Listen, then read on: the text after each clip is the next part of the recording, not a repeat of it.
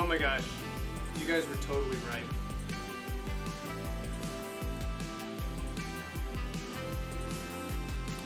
You were totally right. Saved. Procrastinate saved the day.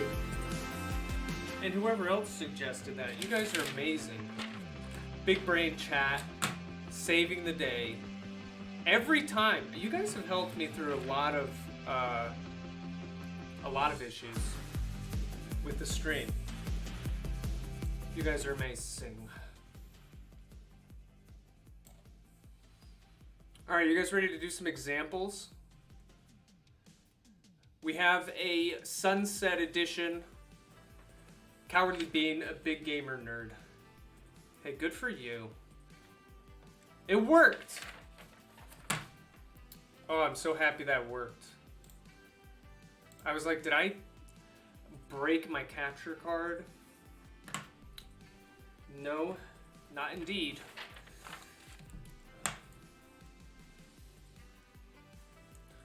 Okay, okay. Are we all back? Let's get started here. Thank you guys for being so accommodating. We shifted lecture from its regular time today all the way up until 7 p.m. And you know what's beautiful? The sun is still out. And the days are just going to get longer. And they're going to get brighter. And soon it's going to be like 9 p.m. in Buffalo. And the sun is still going to be bright, shining in the sky like a diamond.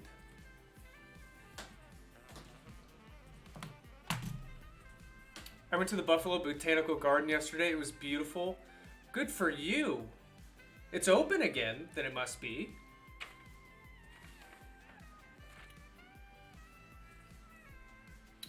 All right, let's get right into it, everybody. We're gonna do an example. So this root locus method, right now it's a little bit confusing, but as we do more examples, I promise you, it's gonna become more clear. So let's get right into this example. All right, so we're gonna start right here. We have our plant. This is the system that we are trying to control. It's a first order system, and it has one pole at z equals 0.8. All right, let's say we have our desired closed loop poles for the system. So those poles describe our new dynamics after we design a controller. Okay, so we're going to design a controller. We'll call it D, and the goal is to make it give us these desired closed loop poles after we implement this controller. But I have another goal. The other goal is I want to achieve a static position error constant of Kp equals infinity. And what does that physically mean? That means that we achieve zero steady state error when a step reference is applied. So just as a little reminder, for a step reference, our controller error as k goes to infinity, so the limit of our error is 1 over Kp.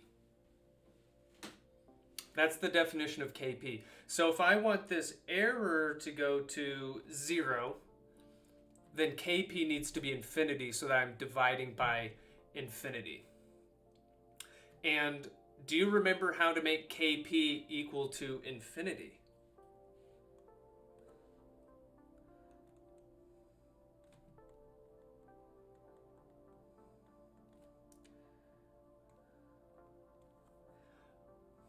We need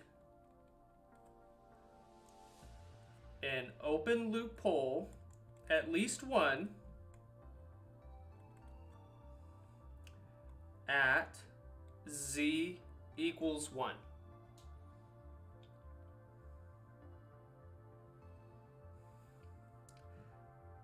So the open loop transfer function is g of z times d of z.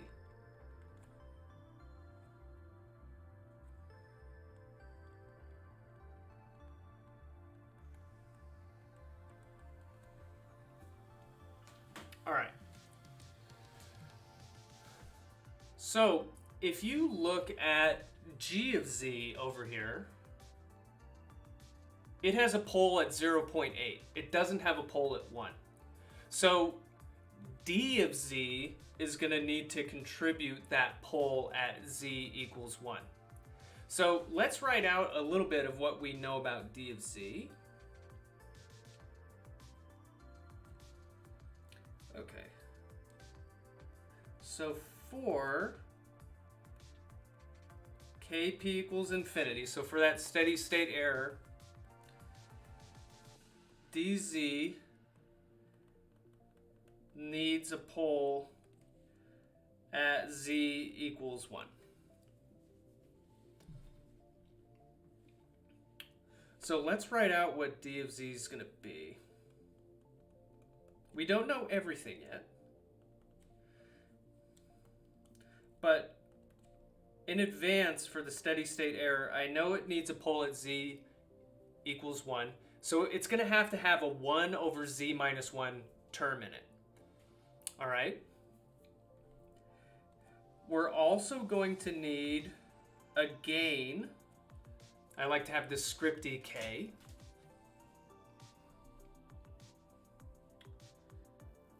Let's write a little description for each of these. So why do we need this gain? We're going to need this for the magnitude criterion.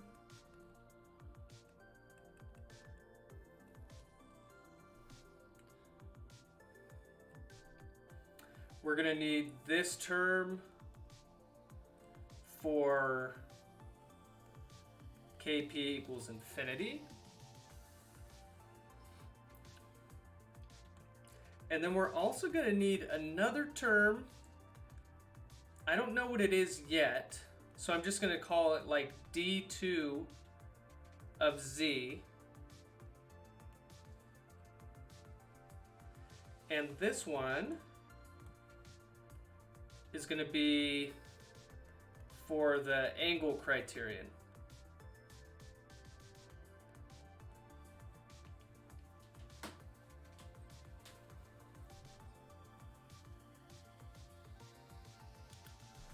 Let's put those criterions just right over. Actually, we'll start with the angle criterion over here.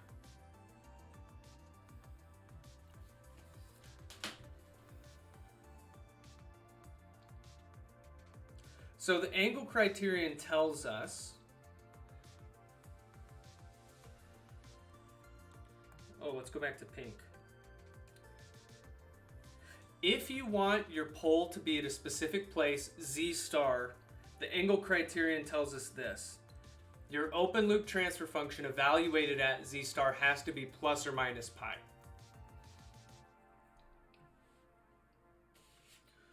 So let's start with that over here.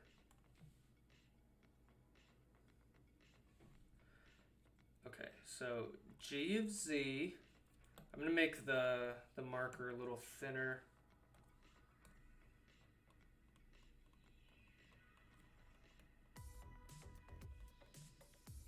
So the angle of this, you can break this up. So the product of those functions, the angle of the product is the same as the addition of those angles independently.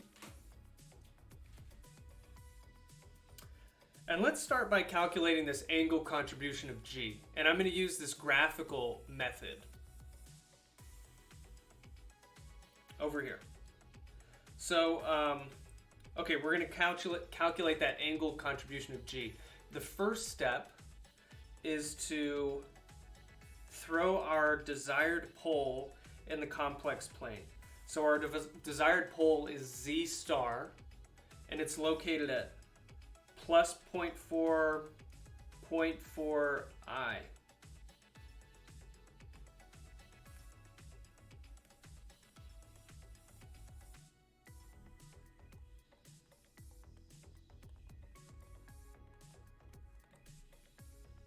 Okay.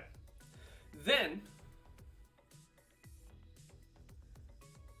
we're going to throw down the pole of g of z, which is located at 0.8.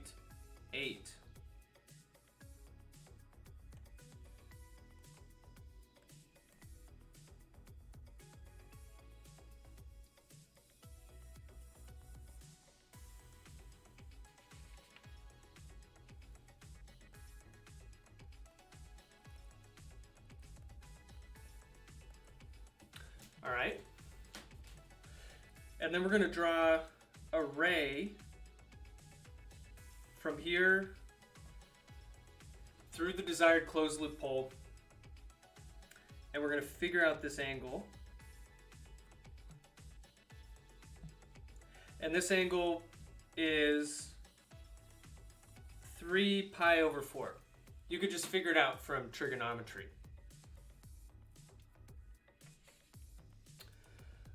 But there's a special rule when you're using this graphical technique and you're calculating the angle contribution of a pole. What you have to remember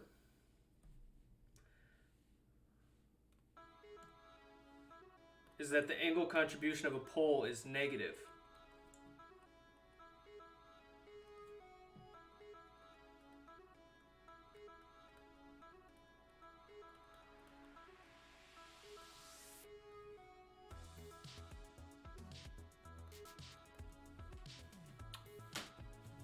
So when we go up here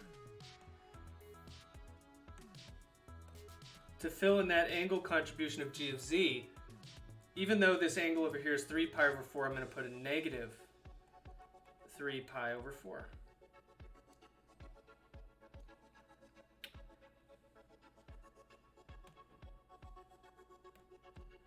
And it's due to this rule. Okay. Let's move on to d of z over here.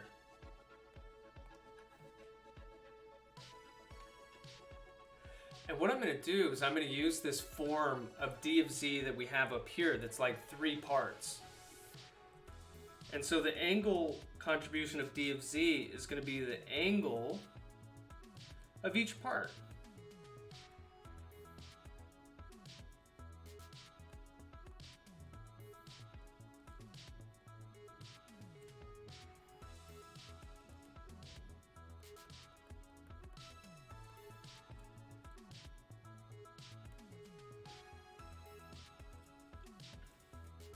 Does this apply if you're calculating it using tangent inverse? So, okay, let's see.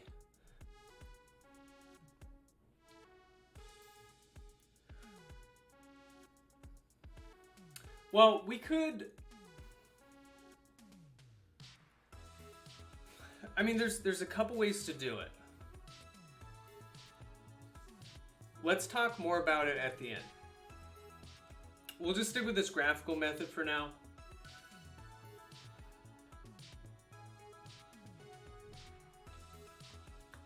Okay. I want to point out the angle of a constant is just going to be 0. Fundamentally, what we're doing with these angles is you're plugging a complex number in here generally, and the angle of the complex number is the angle that it makes relative to the positive real axis. So if you just have a number, a positive number,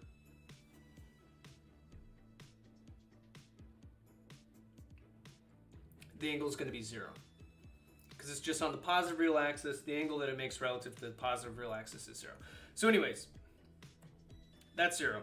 And we're just going to deal with positive gains in this course, so that's always going to be 0.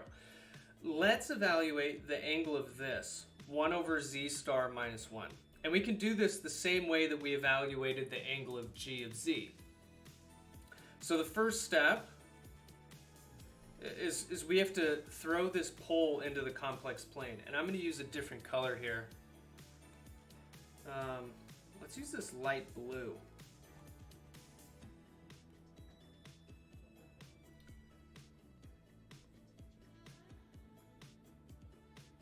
Okay.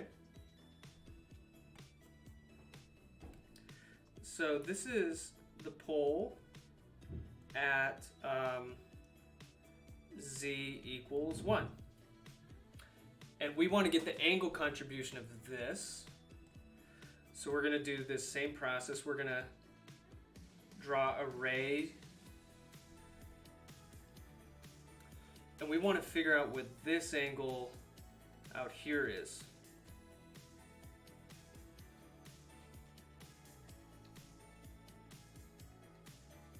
All right. So the angle out here, to save time, I won't go through the trig steps, but you can figure out that angle.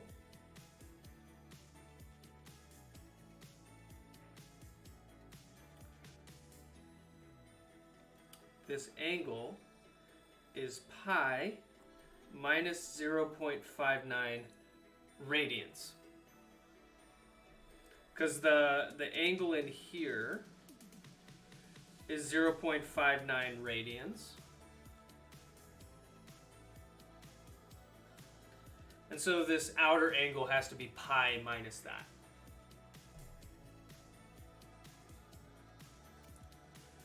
Now, because this is the angle contribution of a pole, we have to take the negative of that angle. So let's move down to this next line here. So we have minus 3 pi over 4 from g of z. And then we're going to ignore this 0 term from the angle of the gain, k. And then we're going to subtract, and maybe I'll just keep using this color to make it clear, minus pi minus 0.59. So we're subtracting that.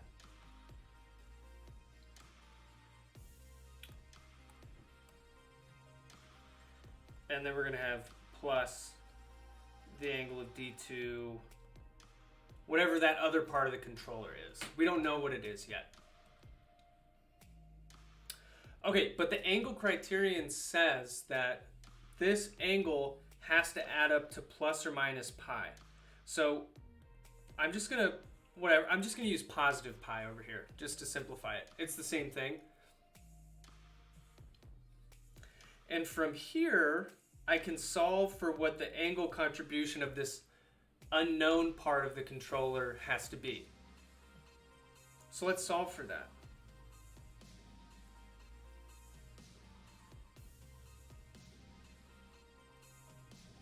And this will help us determine what this part of the controller needs to be. So it's going to be pi, and then I'm going to move this stuff over to the right-hand side. So I'm going to do plus 3 pi over 4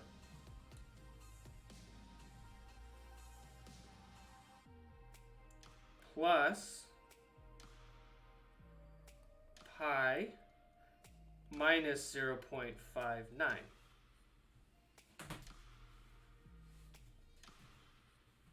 All right. If we add this all up,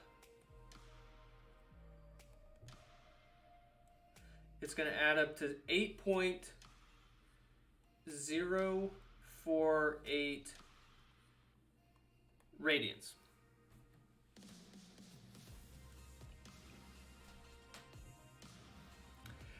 Now this represents an angle.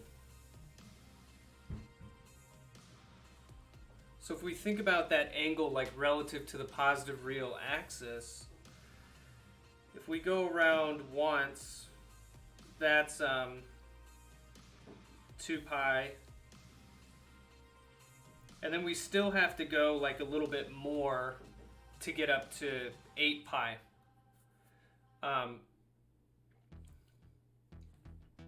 So, but this angle, basically I don't want to use 8 radians here. I want to simplify this to a smaller representation of the same angle. So 8.48 radians is the same angle as 8.048 minus 2 pi radians, which would be 1.765 radians, or 101 degrees. Kate says, if you'd set it equal to negative pi, would you get a smaller angle in radians? Okay, if we did that,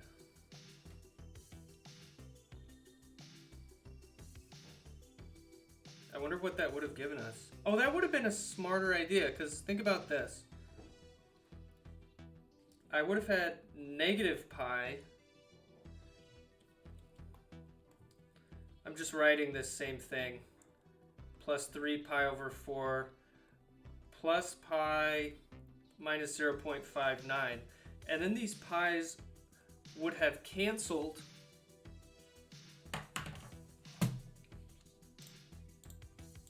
Wait, so what is 3 times pi divided by 4 minus 0.59?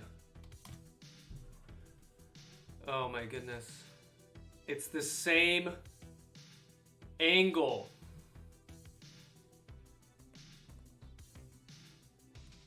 .76 radians.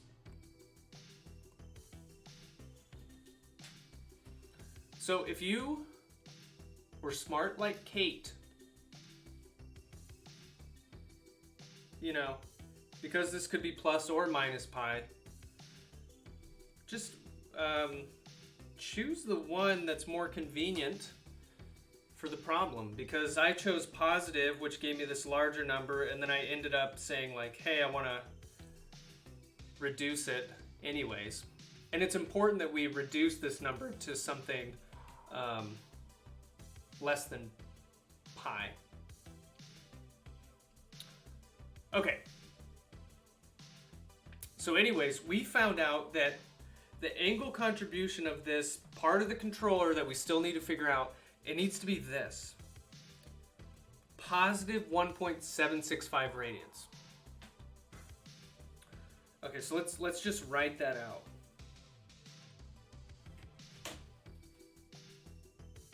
Maybe we'll write it right here.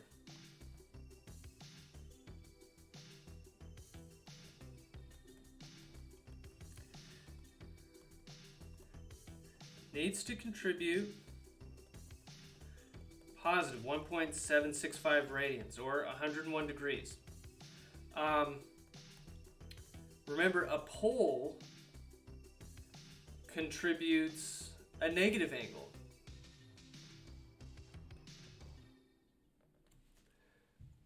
The counterpart to this rule is that a 0 contributes a positive angle.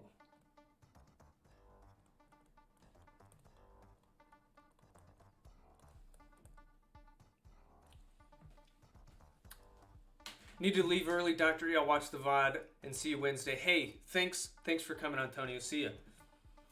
So this means that this component is, it's going to have to be a transfer function with a 0.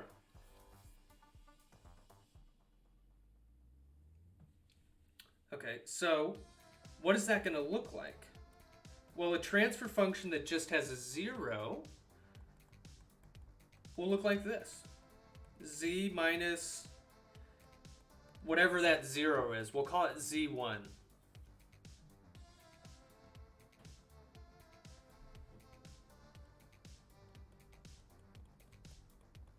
So the 0 is at Z equals Z1.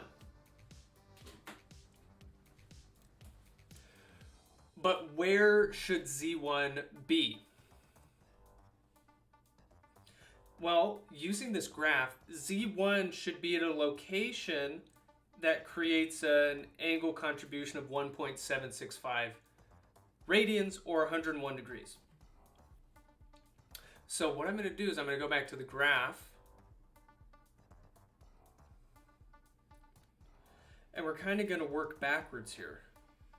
So I need to find a place on the real axis where I can place a 0 to make 101 degrees.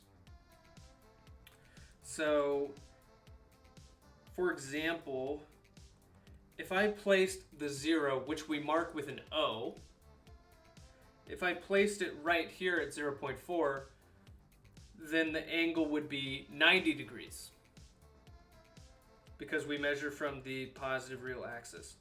So if I want this to be 101 degrees, I need to open up this angle a little bit and maybe put the 0 right here. And that makes this angle just a little bit bigger than 90 degrees. But I don't know exactly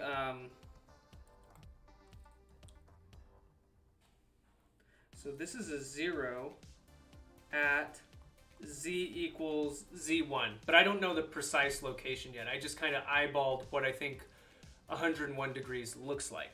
So let's get precise here. Maybe over here I'm going to draw like a blown up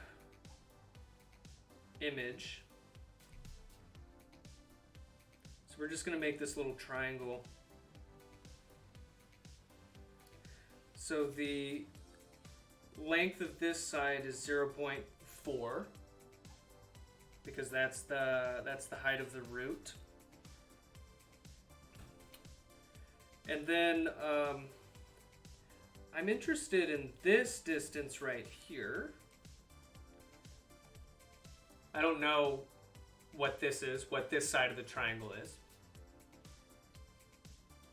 I know this angle out here is 101 degrees. So the angle in here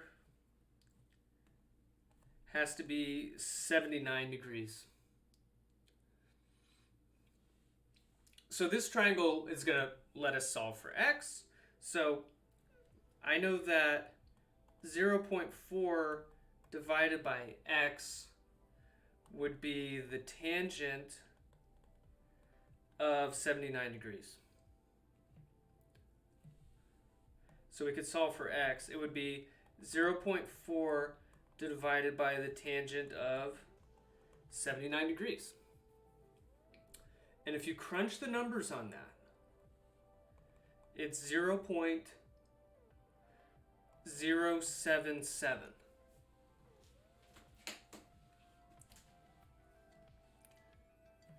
So what we've solved for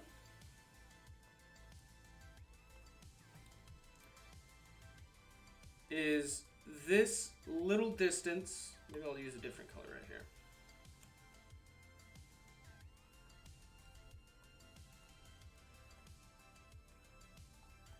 So the distance from 0.4 to the location of the 0 is 0.077.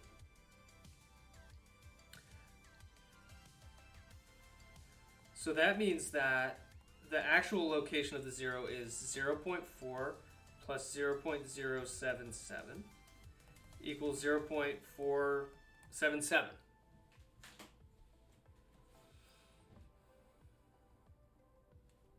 All right.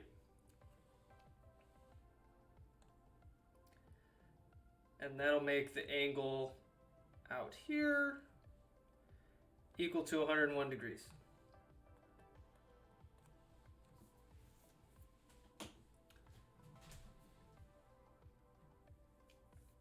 Okay.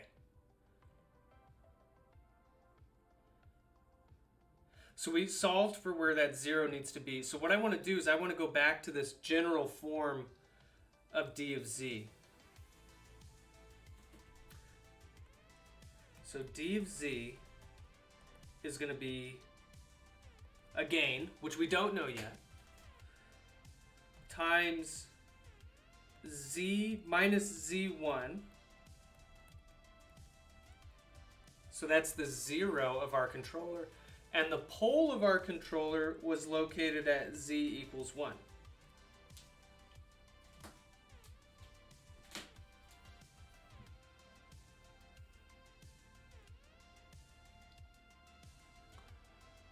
It's all coming together. Okay, so how do we figure out what this gain needs to be?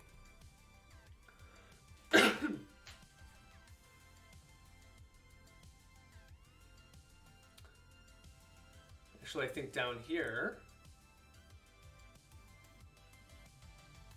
we have the answer to that.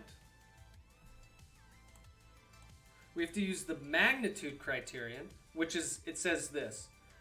If you take the open loop transfer function g times d, evaluate it at z star, if you take the magnitude of it, it has to be equal to 1. Okay, so the magnitude of this is the magnitude, so g was 1 over z minus 0.8, but we're evaluating at z star, so that's g of z. And now we need to add d of z, which is the gain times z minus 0.477 over z minus 1. So we have like this. And this has to be equal to 1 to satisfy the magnitude criterion. So then if we solve for whatever the gain k needs to be, it's going to be, we can pull the gain out of this. And then it'll just be 1 over z star minus 0.8, z star minus 0.477 over z star minus 1. You can calculate this stuff by hand, but I would not suggest it. And remember, z star is 0.4 plus 0.4 I. We're going to take this into MATLAB, and I'll show you how we do this again.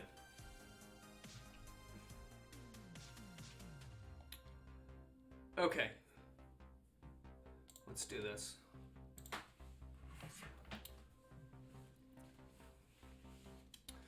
So the first thing I like to do, I make a transfer function for g. So it's 1 divided by 1 minus 0.8, or I mean z minus 0.8. And when we are making transfer functions for discrete time systems, in MATLAB, we give the sampling period. But I haven't defined that yet. So actually, before I run this, the sampling period was 0.2 seconds between every sample. So now I can run this line. Okay, and you see it gives me my discrete time transfer function. Good. Now, let's make our controller. But if you remember, I like to make a controller transfer function called d with no k, meaning the gain hasn't been incorporated yet. So what is our controller d? Well, it's a transfer function where it has z minus 0.477 in the numerator, and then it has z minus 1 in the denominator, and we're going to use the same sampling period here. And there you see our beautiful controller without a gain. So if you remember what k has to be, back from our expression, it's going to be 1 divided by the magnitude of g times d evaluated at z star. So let's go back here. Let's define z star.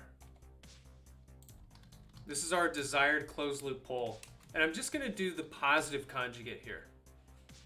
It could also work for the negative conjugate.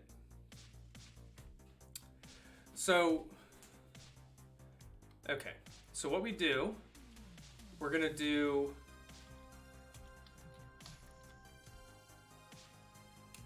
evaluate G times D without its gain.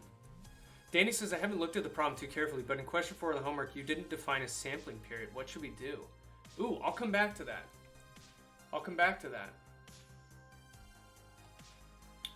Okay, so we have G times D, and we're going to evaluate this at Z star. And so we need to take the magnitude of this, which in MATLAB we just use the abs command. And then our gain is 1 divided by this.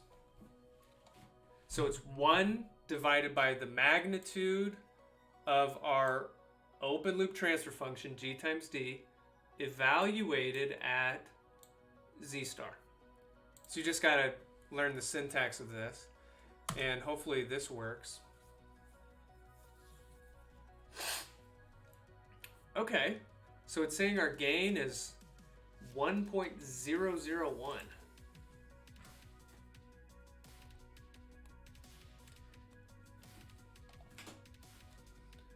Now, the way to check if this all worked out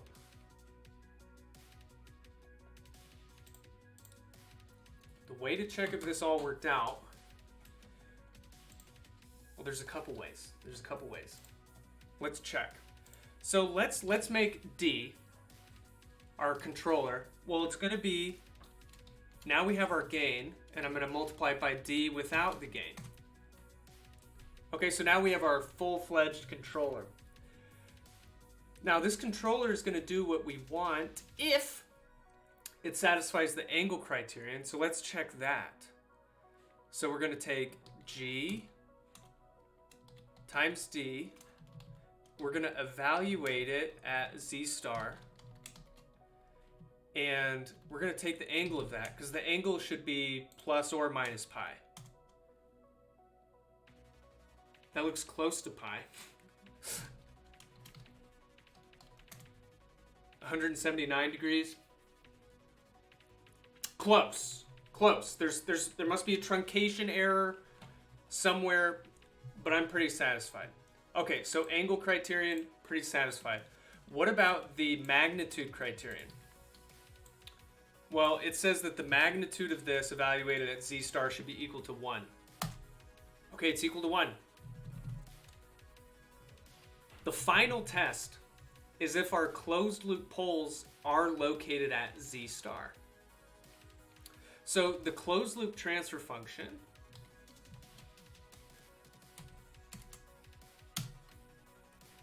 actually, I'm going to show you a new trick to getting the closed loop transfer function. You use the command feedback,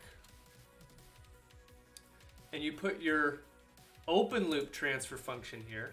The open loop transfer function is G times D, and then you put a 1 here. And that just means your feedback loop doesn't have any transfer functions inside of it. Like, I'll just show you this really quick. The feedback loop that we've been working with is this one. You have your controller. It goes before your plant. And then you have your reference signal coming in over here, and it gets compared to your output signal. And you like add the reference, subtract the output, and then that's the error that goes in here. But you see in this feedback loop down here, there's no transfer functions. So what could happen is maybe you have a filter down here. Like you have maybe a sensor measurement coming off of your system, and then you filter that sensor measurement to get rid of noise. So that might be a situation where you actually have some dynamics right here. But, oops, in the case we're working with right now, we don't have anything back here. And that's kind of the same as having just a 1 right here. So nothing will happen to the signal as it goes through it. So if we go back to MATLAB, that's what this 1 represents. If you have any transfer functions in the feedback loop. Well, the only thing we have is just 1. So let's do this. And that gives us our closed loop transfer function. The roots of the denominator, these are the closed loop poles, they should be equal to z star. So the way to check the poles of this, you can use the command pole. And remember, z star is 0.4 plus or minus 0.4i. This is very close. 0.399, 0.4. So there's a little bit of error. And I think that's just because I had some truncation errors earlier on. I was kind of willy-nilly cutting off decimal points, you know. So let's take a step back here and remember what our goal was.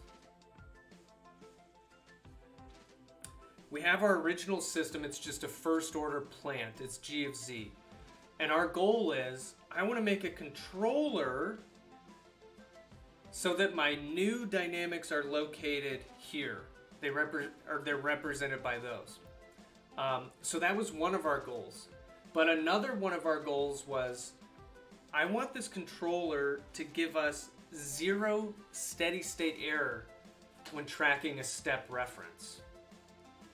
That means if I give a step reference to this new closed loop system, I'm going to be able to follow it perfectly as time goes towards steady state.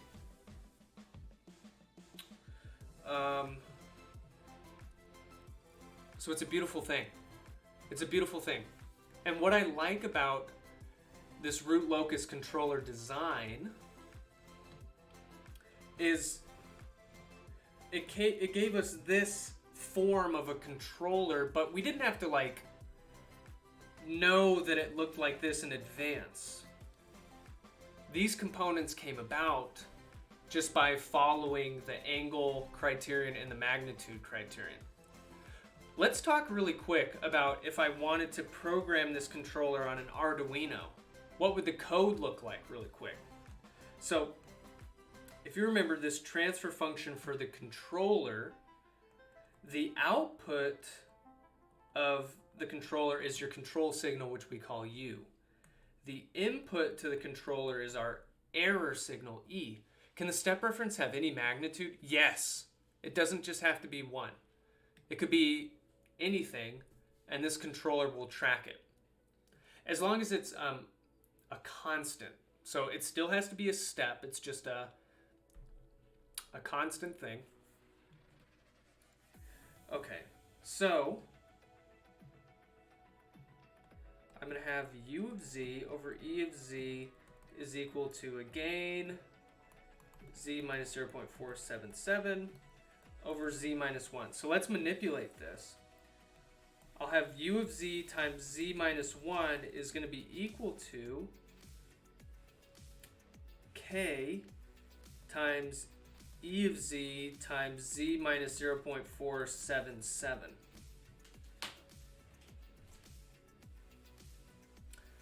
Okay, so let's expand this out. Z times U of z minus U of z is equal to k times z, E of z. So I'm just like distributing everything. Minus k times 0.477 E of z. What I'm going to do is multiply this by z to the minus 1, because this is going to allow us to use our backward shifting theorem. So if you take this and multiply everything by z to the minus 1, you're going to have U of z minus c to the minus 1 U of z. And actually, I don't really like that I distributed this k, so I'm going to pull it out. of z minus 0.477 z to the minus 1 e of z.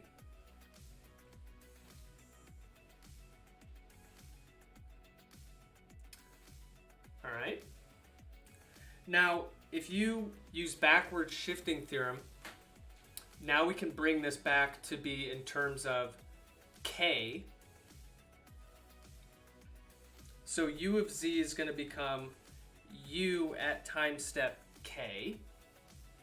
And this is going to be equal to, because I'm going to pull this term over to the right-hand side.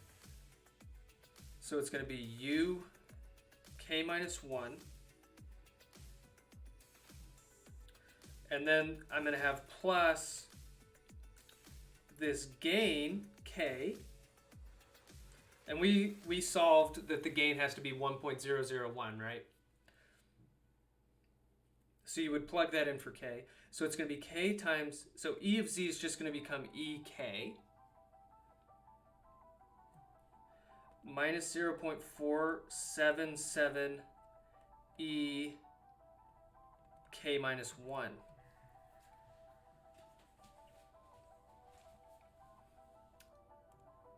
And this is really easy to put on a microcontroller. So like if u is a voltage, you'll be like, hey, the voltage that I want to send right now is going to be equal to the voltage that I sent my previous time step. In this case, the time step is 1/5 of a second for each one. So it's the time, the command I sent 1/5 of a second ago. And then I multiply, and then I add the gain times my current output error minus 0.47 times my previous output error. And I just think it's really cool because this is also known as the control law. Yes. This is your control law. And so you might look at control laws that people have thrown on a microcontroller. You might see something like this and you're like, what is the sense of this? Like, how did you know to add my previous voltage and then have like the current error and you know, you can't like intuit what this control law would be. I mean, like when you think of a proportional controller or a PD controller, sometimes those are like, that makes sense. Like I'll throw this term in there and that term. But a lot of the times when we're designing a controller, the control law just falls out of the process. And if I was going to explain this to somebody, I'd be like, hey, this is a controller that gives me 0 steady state error, and it moves my closed loop poles to this specific location. And how did I design it? Well, I just made a controller that made sure I satisfied the angled criterion and the magnitude criterion, as well as the steady state error criterion for this specific problem.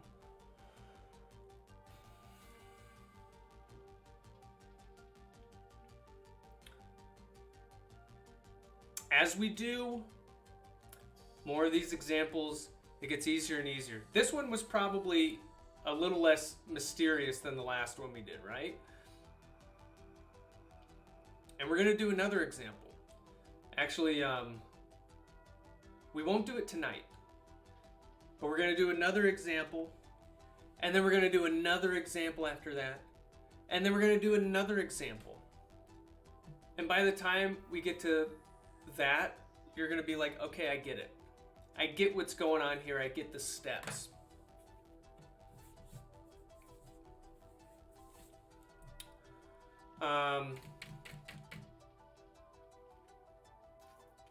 Okay, so we'll stop there today for new content.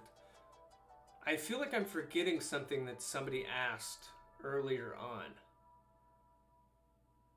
Oh, Pika, you were asking about the angle.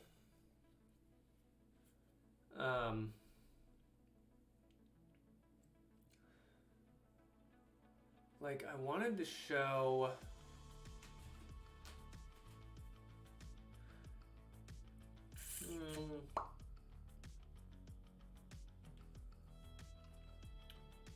Yes, I was, but I got it. Okay, okay.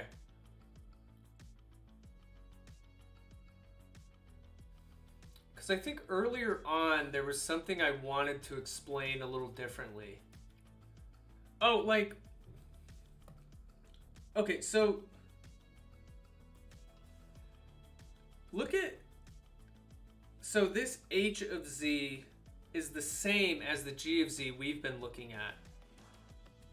Oh, Belkit brought up another question. Okay, I'll come back to that right after. So this is just like the g of z we used in the most recent example, and this z star is the same as the z star in that example. I evaluated the angle differently here. Like fundamentally what the angle is you plug in that value of z star, and if you go through the math, yeah, we just followed this line. It's the same as calculating the angle of this complex number in the complex plane.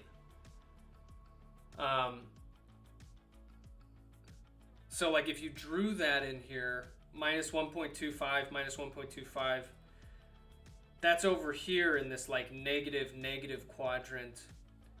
And so that's why it's minus 135 degrees. So this is one way to do it. But then the way we did it over here is actually different, but it gives you the same results. Like we didn't actually plug this value of z into the transfer function. What we did is we threw down the pole, which is at 0.8, and then we drew that ray through that desired pole, and then we just found this angle right here. So the attractive,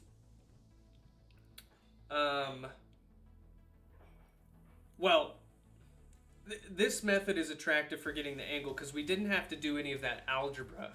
We could just do it visually and see that this is 3 pi over 4. But the catch is I have to come up with little like rules of thumb like this, that because the angle should be minus 3 pi over 4. So using this graphical technique, we have to remember this and that. Danny asked about homework. Problem 4. There's no defined sample period. Let's open it up. Let's open it up. Just finding it in the files here. Okay, we got it. Problem number 4. You were in the process of designing a controller.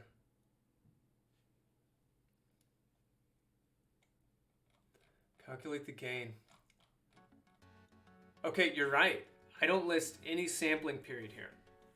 Now,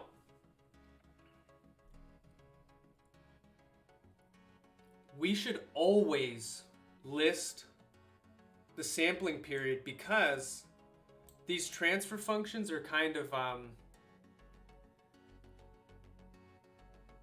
the only way to connect these transfer functions to the time domain is through the sampling period. Now, that being said, you can still design the controller that places the poles here without knowing the sampling period. Like the analysis that we just did in our example, we never used the sampling period. Well, we used,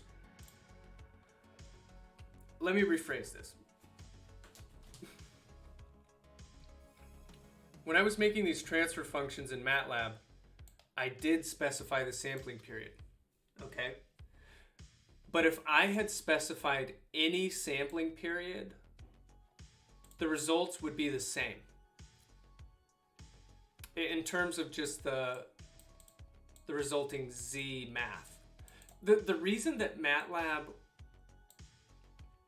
stores this information is so that if I use a built-in simulation command, like the step command or something like that, if I want to look at the step response, it'll know how much time to allocate per step.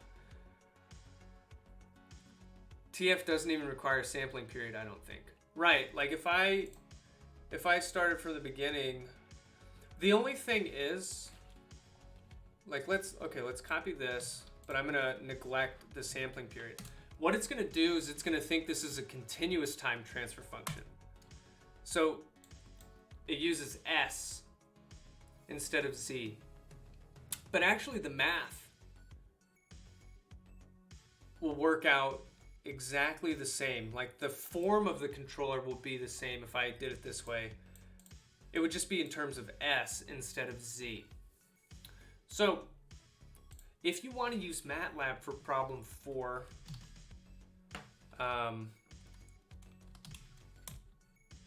you could make up any sampling period and it would work. Or you could leave out the sampling period and it'll just call it a continuous time transfer function, but the algebra is going to work out the same way. I just like to do everything in the discrete domain just to always remind us that that's where we're actually working.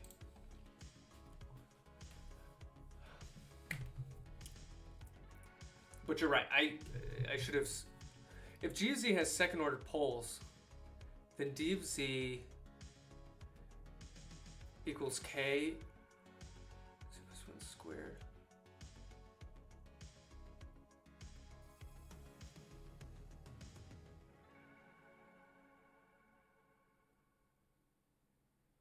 I'm not totally sure what you mean by that, D Stratus. Let's go back here.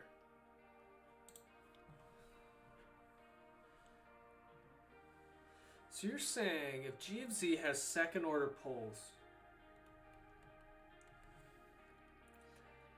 I mean, I'm assuming like they could be, like here's two real poles. Or wait, I like to do it this way. Z minus pole 1, Z minus pole 2. Now the reason D of Z had a Z minus 1 in it is that if you want zero steady state error for a step reference,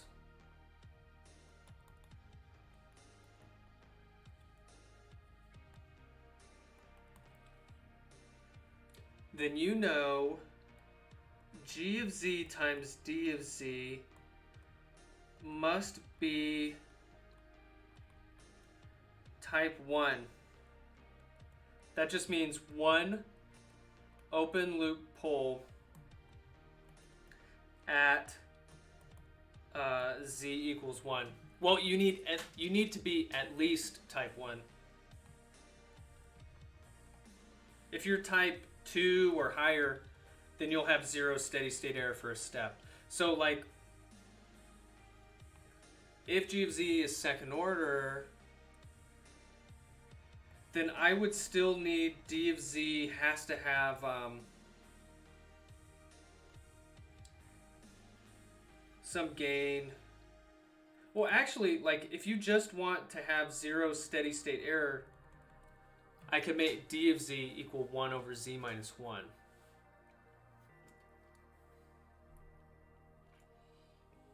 Because then G of Z times D of Z will be 1 over Z minus P1, Z minus P2, Z minus 1, and this will be a type 1 system. The problem with this controller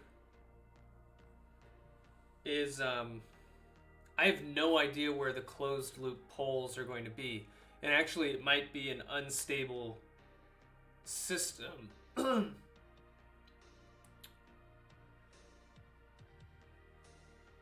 So really, like, G of Z must be a type 1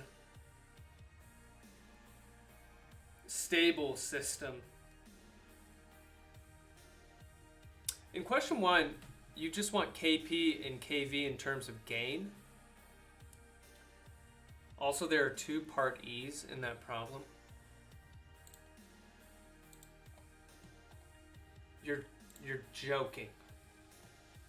You're lying to me. Oh my gosh. Oh my gosh.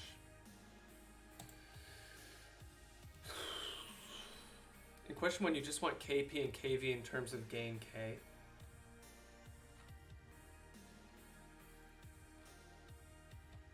Yeah, it'll have to be.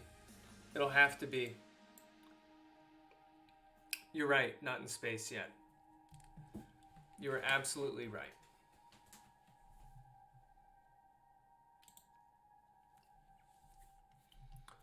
What other questions do you guys have?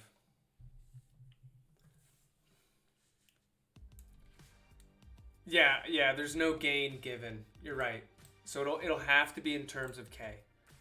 What latex editor do you use? I use Text Maker or Tech Maker. I know it's supposed to be said like LaTeX, right?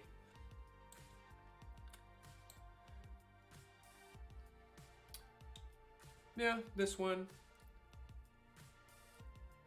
I don't know if it's the best. I know some people have strong feelings about which one they use. I like this one. You like Overleaf a lot? Is Overleaf only on is Overleaf only in the web browser?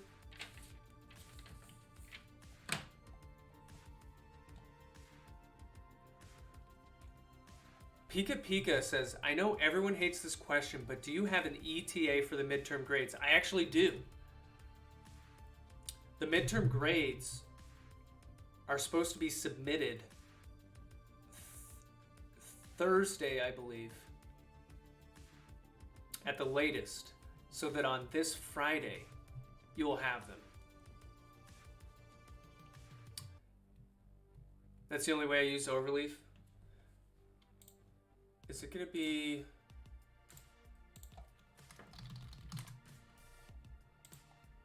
Should I use Overleaf?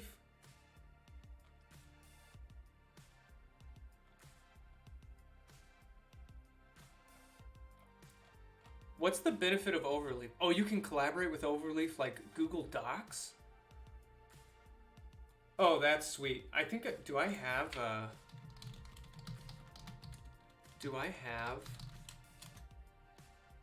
Oh my gosh. Hey, see you, Kate.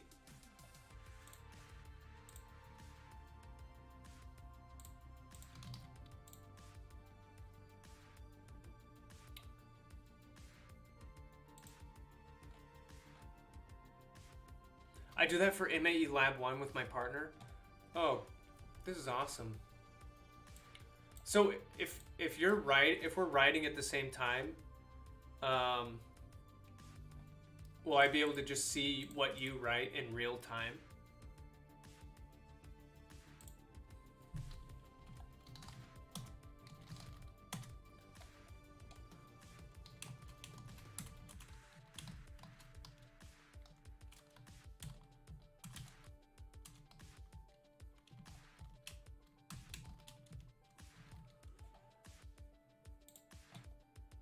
Compile. Oh, buddy. Oh, it doesn't automatically compile though. D Stratus says, is D of Z always a gain times stuff over Z minus 1? Not necessarily. Because Weiss says, warning, collaboration in Overleaf is limited to one other person unless you have a subscription. Okay, good to know. Pika says, if you have a poll at Z equals 1 in G of Z, then no. Yeah, Pika has it correct. Because think about this, like, what if I wanted 0 steady state error for a step reference and g of z happens to have a z minus 1? Well, then I don't need an extra z minus 1 in d of z. I could, let's see, because then it would be equal to this. And then this would actually be a type 2 system. Type 2 just means I have 2 open loop poles at z equals 1. And what this would mean is it's even better. It's 0 steady state error when tracking a ramp.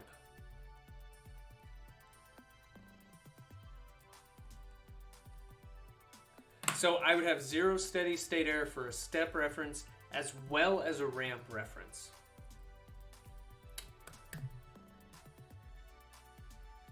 So I mean, like, the more open loop poles you have at z equals 1, the better your controller gets at tracking.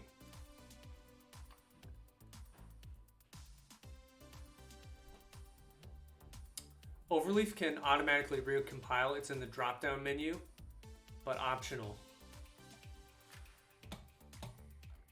Ooh, that's cool.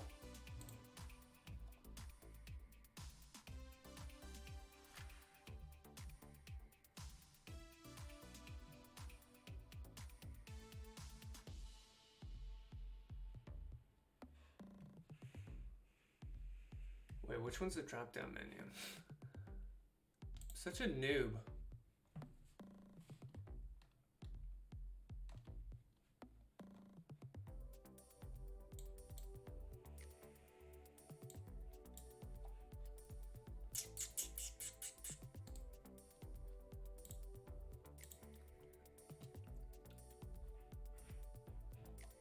The arrow next to recompile. Oh, auto compile on. What other options? Compile mode fast.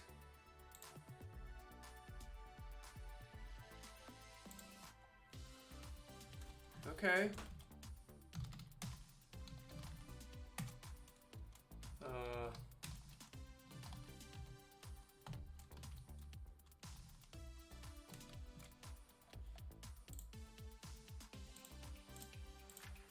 That's cool.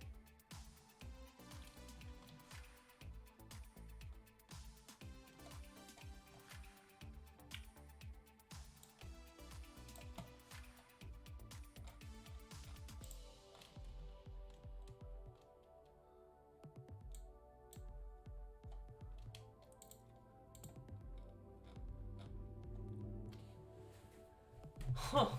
Overleaf.